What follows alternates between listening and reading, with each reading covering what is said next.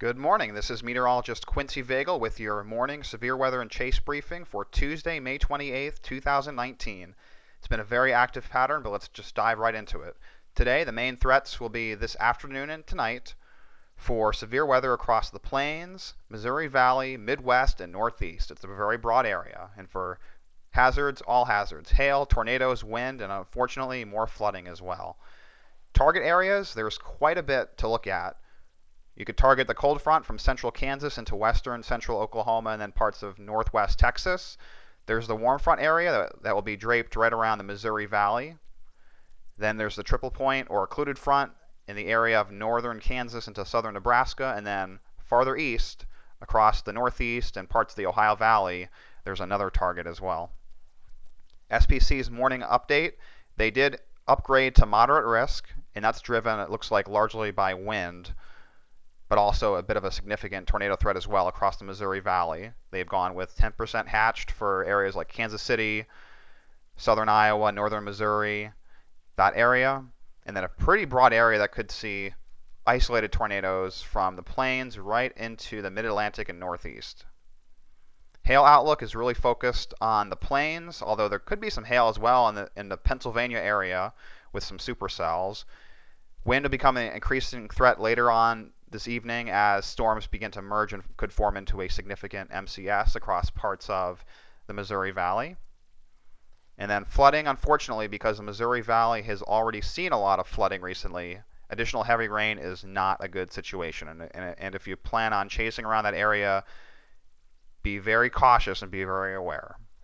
The morning 14Z analysis, there's a surface low in west central Kansas.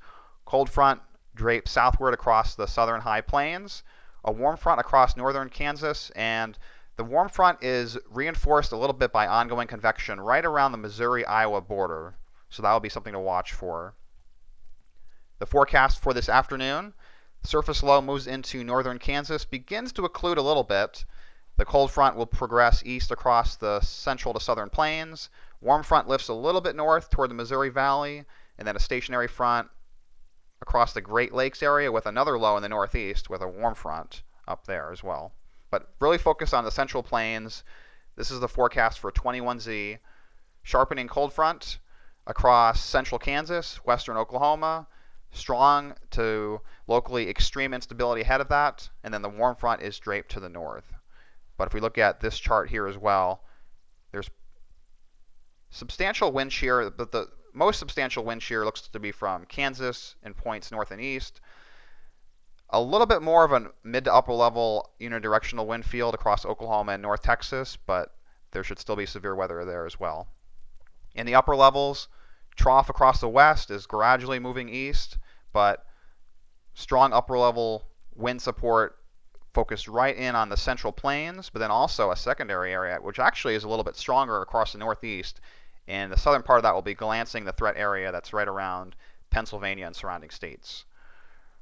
For the low-level jet, the low-level jet this afternoon around 21Z is displaced a little bit east of the cold front in the southern plains, but there's good overlap of wind field, it looks like, in eastern Kansas and then toward the Kansas City area, which is part of why they've been upgraded to a higher categorical risk. But a relatively strong low-level jet for the afternoon across the Great Lakes, Ohio Valley, and northeast vicinity.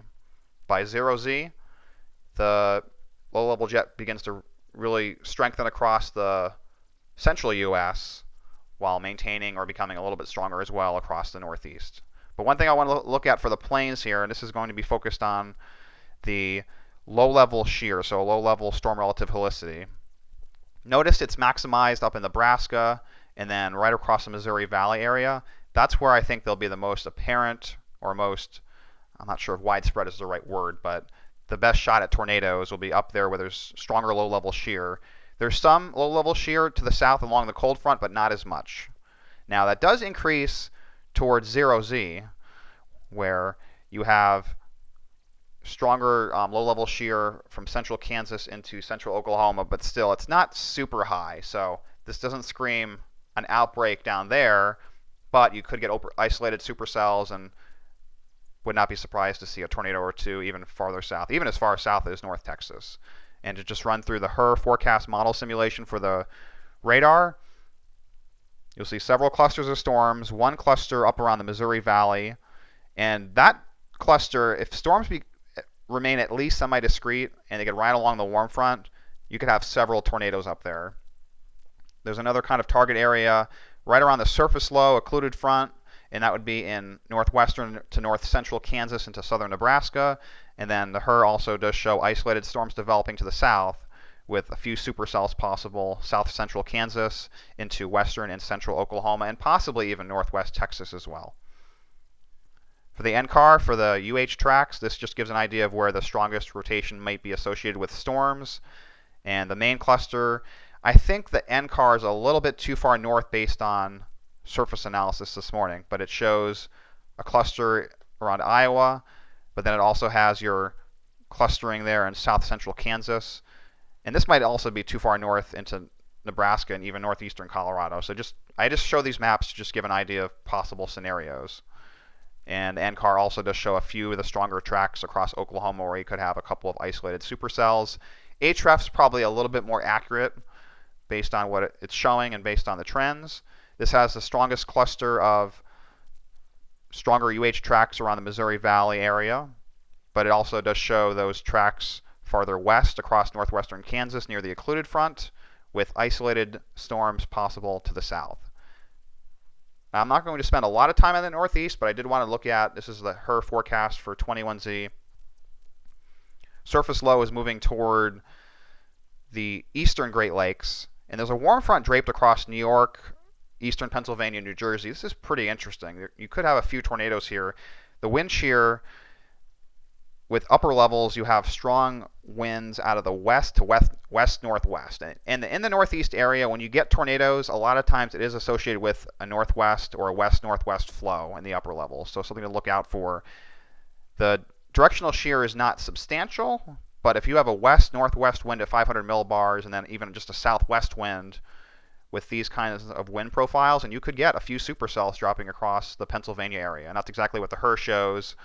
We've seen this a few times this year. When you have a strong southeast ridge and you kind of have systems roll around it, I won't quite call it the Ring of Fire setup, but you do have supercells dropping from the Great Lakes area and then on an east-southeast trajectory across Pennsylvania, New Jersey, and then surrounding areas. And just to kind of show NCAR a little bit, it shows a few of the stronger tracks across Pennsylvania and New Jersey. But just to wrap up, severe threat is greatest this afternoon through tonight. And this will be across a wide portion of the country from the central U.S. into the Midwest and Northeast, with large hail, tornadoes, wind, and flooding. And for storm chase targets, a lot of targets. We'll just leave it at that. So thanks for watching, and as always, leave feedback if you have any for me. Have a great day and safe chasing.